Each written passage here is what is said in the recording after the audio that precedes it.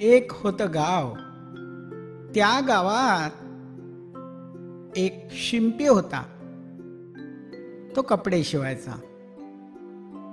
त्या गावातून एकदा काय झालं, एक हत्ती जात होता नदीवर पाणी प्यायला.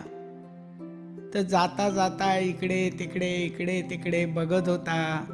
कोणी त्याला फळ दिलं, कोणी पाणी दिलं, कोणी काही दिलं. पण तो शिंपी होता खोडकर.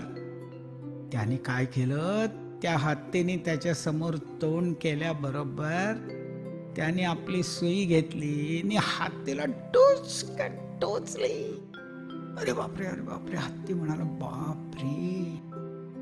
तो पाणी प्यायला नदीवर गेला आणि त्याने काय केलं, सगळ्या सोंडेत पाणी भरून घेतलं आणि असा असा असा असा हलत